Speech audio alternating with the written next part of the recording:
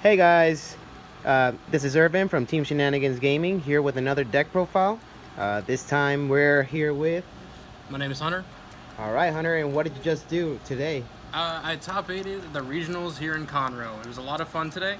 I was on Hoenna Kyte, felt very strong. Let me see.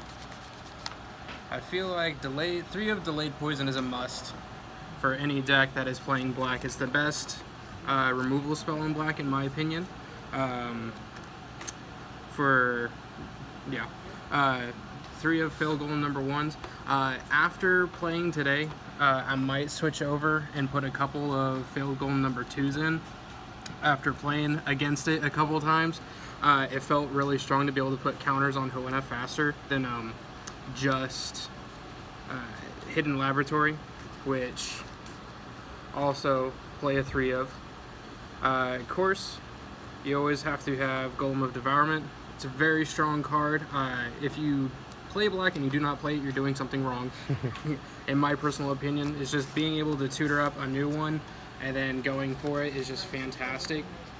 One of Philosopher's Stone, just being able to turbo out something faster depending on your matchup. If you turn one failed golem into a turn 2 hidden laboratory, you can just fill up your graveyard and just get stuff going really fast. Would you mind facing the cards the other way? Oh yeah, let me fix that for you real fast. No problem. Just for the viewers. Yeah, no, you're good. Sorry, I cut up like the No, flow. you're fine. You are all good. All right.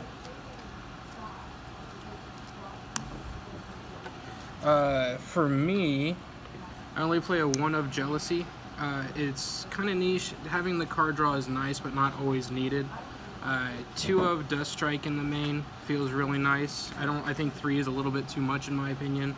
Of course, you have to have the three of Yamis. I don't think the deck can be consistent enough without it. Being able to buy back your useful creatures like Golem of Allurement is really nice, especially with token strategies becoming a thing with Sola getting so big. And being able to just get out little guys faster and faster. Being able to have hand disruption with Golem of Avarice is really nice. And then I play a two of Ghoulhound or Hellish Guardhound. It's just being able to make your opponent not be able to attack and then also have a Guardian on the backup is super nice. Rudy, probably my all-time favorite card in this game so far. Being able to trigger certain things twice, like getting 6 counters off a Hidden Laboratory, getting to steal 2 creatures with Golem of Allurement, just feels super nice. After that, I have my one-ofs in my list, so I really like a one of Nobi. It's really cool. It's a Guardian, 4-drop, 2,500, and if there is a destroyed Dark Tower, it deals 2,000, or it gives minus 2,000 to a unit. One of Silver Watchwoman. This is something I would change. I would want to find a way to slot into 2 of them in the main. One of them in the main, there was multiple times where I wish I'd had a second one, and it probably would have won me the game if I was able to draw into it. Catastrophe Demon. This is a new card that came out of the expansion. I think this is fantastic. It stalled out the game so much for my opponent that they weren't able to put out hasters or quickness, anything like that. And then also your opponent is just going to respect the fact that it has a destroyer. Same thing with Golem of Vengeance. I mean, you get to look at their hand, you get to steal stuff. Destroyer, huge thing. Debilitating Miasma. This is a fantastic card. It's a 4-drop insta-cast that up to 2 target creatures get minus 2,000. Great removal spell, great for clogging up the board if there's any kind of issues. A newer card that's come out, Demon of the Evil Eye. I very much like this card. Even going into looking at your opponent's hand on the blind, depending on what their champion and spirit is, you most likely have a good inclination of what you can name. I named Sylvia a couple times today, and it just won me games instantaneously. Soul Transfer, another one of my favorite cards. You basically get to destroy one of their units. So let's say I destroy an opponent's Golem of Vengeance, a 6-drop. I get to bring back anything 5 or less from my graveyard back to the battlefield, and it's just fantastic. And of course, we have Twilight Knight.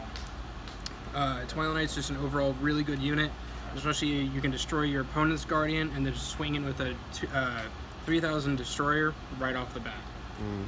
My green splash this weekend was a 1 of Garga. Garga seemed really good. If I had the room to play a second one, I would. I feel like my green was really tight though, and I really enjoyed it. Of course, we run Sylvia in the Sky Dagger combo with Kyte. These are just fantastic cards all around. Sylvia is a powerhouse. Being able to just put things on the bottom, especially tokens or anything like that, just feels fantastic. 2 of Cloud Seas. When they arrive, you get to, as long as there's a destroyed air tower, you get to tap something and then return something else to their hand. And then me personally, my choice this weekend was the 3 of K's, which basically, if you have 2 or less towers, you get to cast it for free, and it's just target unit doesn't deal any damage whatsoever, and then you get to draw a card. The amount of times that I had one of these in hand, and I don't know how, dumb luck, I just K'd, drew a K's, drew a K's. It was wonderful. For me, so that's my main board. For 40 cards, right? 40, actually 42. Nice. I ran 42 in the main this weekend, and it felt very nice. It did not feel like I was getting clunked up or anything like that. Good. For sideboard, I, in actuality, had 3 cards. I had a second Debilitating Miasma, a Golem of Arrogance, and an Acid Monger. My personal choice this weekend was to do a transformative sideboard into Fizzy, because I knew there was probably going to be some form of high aggro matchups coming into it. So 12 of my sideboard slots were devoted strictly to blue. I had the 3 Cryptic shards. I had 1 Mayu, 3 ASBs, 2 Mizus, a Stormcaster, and a Leviathan. Nice. I might work with this a little bit. I did not bring it over as much as I thought I was going to. There was one matchup where I should have, and I did not, and it definitely cost me the game. Because if I was able to control his board more with, say, ASBs or Mizus, I would have been able to stabilize a lot better. But all in all, today, everything performed super well. I mean, I made it into the top 8. Super excited about that. Yeah, it was just a great weekend. Awesome. And I'm guessing your shard deck is just like the 3 Zephyr. Oh yeah, shard deck. I have the 3 green shard, the Zephyr, right here. I have Corona shard, or yeah, I have 6 normal shards, and then of course the Corona shard. If you're not playing the Corona shard, I highly recommend it. It's the best out of all of them. Granted, we haven't seen the other 2 yet, so who knows what's gonna come. But it's fantastic.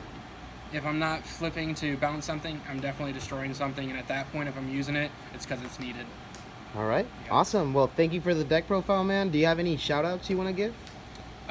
Shout out to just my friends here in Conroe, our head judge, Jason, our TO, Shannon, and then all the guys from DFW that came down, Kalen, Shogunite, Torkor, you guys know who you are. Like the Tower Darkness. Yeah. Like, I don't, All right, man. Congratulations. Cool. Thank you. Will we be seeing you at San Antonio? I'm hoping to make it out. It'll be interesting. I have a lot of stuff going on, so it's just going to depend on if I can make the time for it.